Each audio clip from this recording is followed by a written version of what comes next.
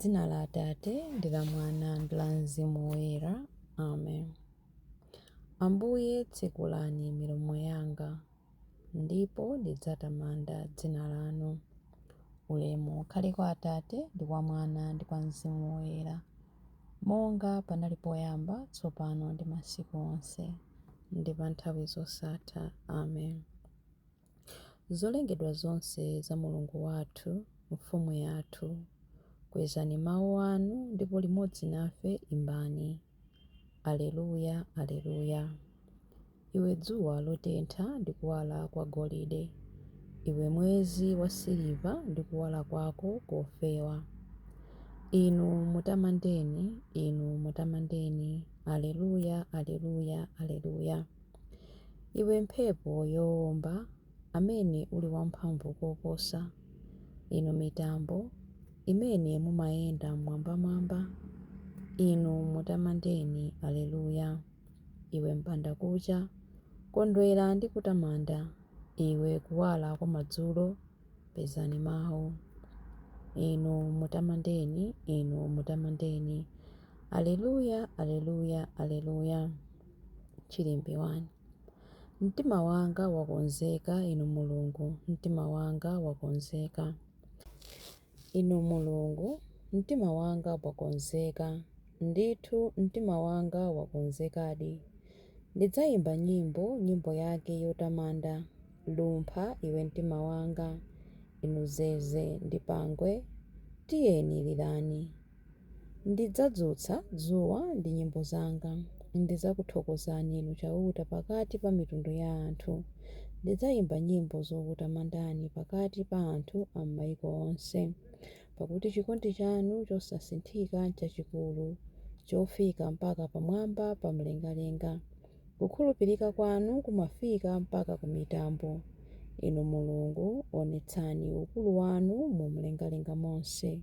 Onetsani ulemerero wanu pa dziko lonse lapansi. Tipambanitseni pa nkhondo ndi dzanja lanu lamanja. Mundiyankhe kuti ife okondedwa anu tipulumuke. Mulungu ali ku malo ake oyera, mwalonjeza kuti ndidzakugawira dziko la Sekemu mokondwa. Ndidzakulemberani malire m'chigwa cha Sukoti. Giliyadi ndi wanga, Manase ndi wanga. Efereimu ali ngati chisoti changa chodzitetezera. Yuda ali ngati ndodo yanga yaufumu. Mowabu adzakhala ngati mbale yosambiramo ine. Edomu adzakhala popondapo nsapato zanga. Ndidzafuwula mokondwa nditagonjetsa Filisitiya. Ndani adzandifikitse ku mzinda wa malinga? Ndani adzanditsogolere ku Edomu? Si wina ayi koma ndinu Mulungu amene mwatitaya. Ndinu Mulungu amene mwaleka kuperekeza ankhondo athu. Mutithandize kulimbana ndi adani athuwo, popeza chithandizo cha munthu n'chopanda pake. Mulungu akakhala nafe tidzamenya nkhondo molimba mtima, popeza ndiye amene adzapondereza adani athu. Ulemu ukhale kwa Atate ndi kwa Mwana ndi kwa Mzimu Woyera, monga panali poyamba, tsopano ndi masiku onse, ndi pa nthawi zosatha. Amen. Mtima wanga wakonzeka, inu Mulungu, mtima wanga wakonzeka. Chilimbi 2. Ambuye adandiveka ndi chaulere ndi chipulumutso. Tsono ndikusangalala kwambiri chifukwa cha chauta. Mtima wanga ukukondwadi chifukwa cha Mulungu wanga, pakuti iye wandiveka zovala za chipulumutso, wandiveka mkanjo wa chilungamo. Zinali ngati mkwati wa mwamuna wavala nkhata ya maluwa nkhosi, ndiponso ngati mkwati wamkazi wavala mikanda ya mtengo wapatali. Monga momwe nthaka imameretsera mbewu, ndiponso monga momwe munda umakulitsira zimene adadzalamo, momwemonso chauta adzaonetsa chilungamo ndi ulemerero wake pamaso pa anthu onse. Chifukwa chokonda Ziyoni sindidzakhala chete, chifukwa chokonda Yerusalemu sindidzakhala chete, mpaka chilungamo chake chitaoneka poyera ngati kuwala, ndipo chipulumutso chake chitaoneka ngati muni woyaka. Mitundu ya anthu idzakuona utapambana pa nkhondo, mafumu awo onse adzaona ulemerero wako. Adzakuyitanira dzina latsopano limene adzakutche ndi Chauta yemwe.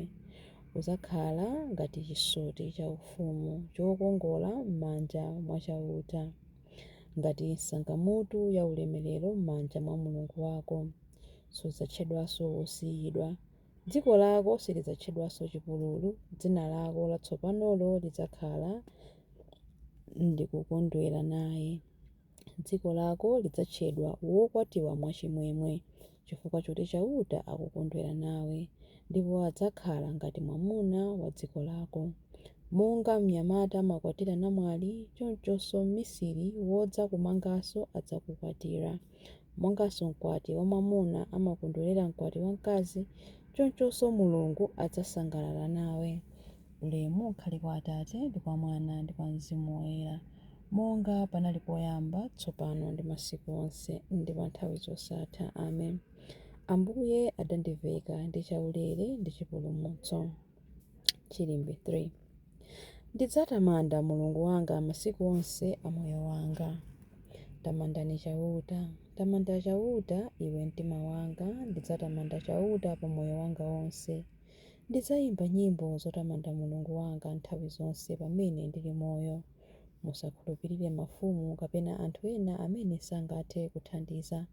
Pamene mpweya wa munthu uchokeratu, munthuyo amabwerera ku dothi. Zimene ankafuna kuchita zimatha tsiku lomwelo. Ngodala munthu amene chithandizo chake chimafumira kwa Mulungu wa Yakobe, munthu amene amakhulupirira Chauta Mulungu wake. Chauta adalenga kumwamba ndi dziko lapansi, nyanja ndi zonse zimene zili m'menemo. Amasunga malonjezo ake nthawi zonse. Amachitira anthu opsinjidwa zolungama.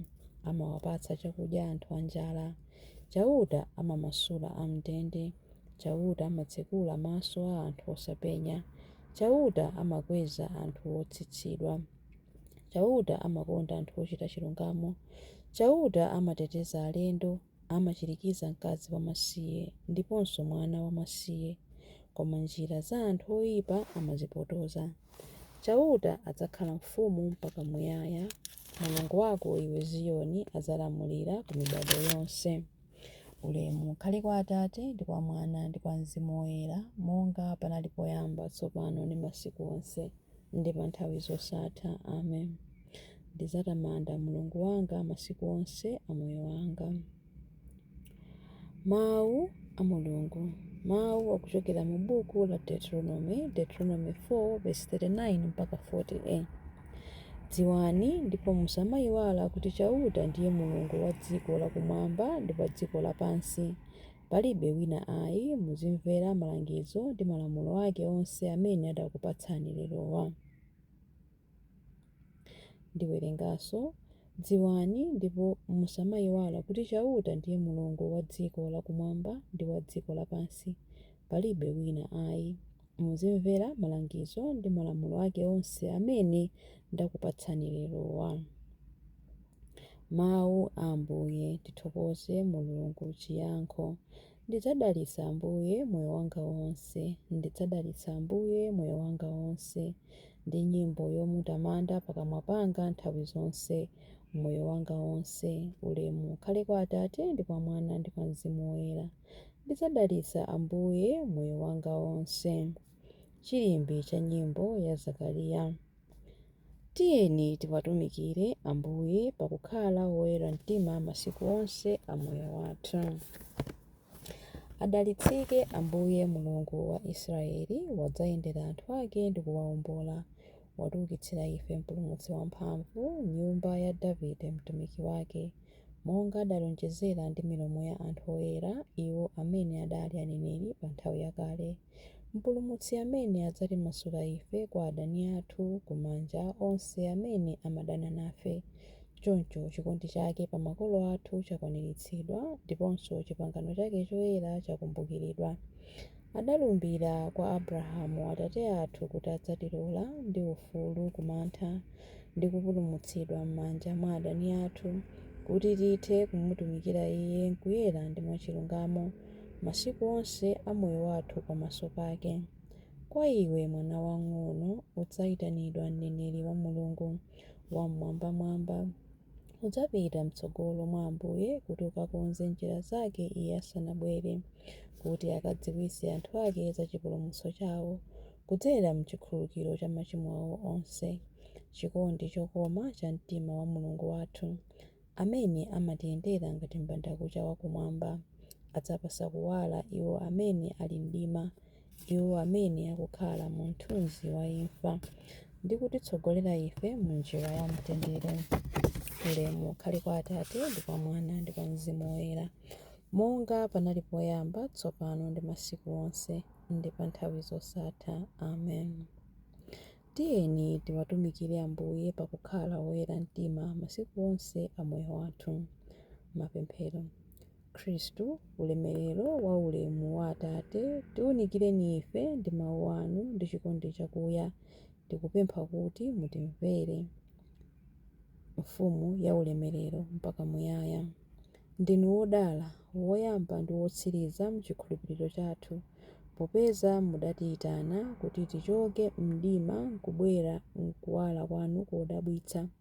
Mutimvere mfumu ya ulemerero mpaka muyaya. Mudatsekula maso a akhungu ndi makutu a agonthi, limbitsani chikhulupiriro chathu. Mutimvere mfumu ya ulemerero mpaka muyaya. Ambuye tisungeni mchikondi chanu, sungani ndi moyo mpingo wathu, musalole kuti tilekanitsidwe wina ndi mnzake. Mutimvere mfumu ya ulemerero mpaka muyaya. Tipatseni mphamvu pamene tili m'mayesero ndiponso chipiriro, pamene tikuyimbidwa milandu m'mabwalo, ndiponso chiyamiko pamene tikuchita bwino pachuma. Mutimvere mfumu ya ulemerero wathu. Mutimvere mfumu ya ulemerero wathu. Mutimvere mfumu ya ulemerero mpaka muyaya, pamene tikunena kuti Atate athu muli kumwamba, dzina lanu liyeretsedwe, ufumu wanu udze, kufuna kwanu kuchitidwe monga kumwamba choncho pansi pano. Mutipatse ife lero chakudya chathu cha lero. Mutikhululukire ife zochimwa zathu, monga ifenso takhululukira adani athu. Musatisiye ife mchinyengo, koma mutipulumutse ife kwa zoyipa. Amen. Tipemphere. Atate, mukumbukire pangano lanu loyera lotsimikiza ndi magazi ya mwana wankhosa. Khululukirani machimo a anthu ndipo lolani kuti tsiku latsopanoli litiyandikiritse ku chipulumutso. Tikupempha izi kudzera mwa Ambuye athu Yesu Khristu, mwana wanu, amene ali ndi moyo ndi ufumu limodzi nanu ndi Mzimu Woyera, Mulungu tsopano ndi pa nthawi zosatha. Amen. Ambuye atidalitse, atiteteze ife ku zoyipa zonse ndi kutifikitsa ku moyo wosatha. Amen. Dzina la Atate ndi la Mwana ndi la Mzimu Woyera. Amen.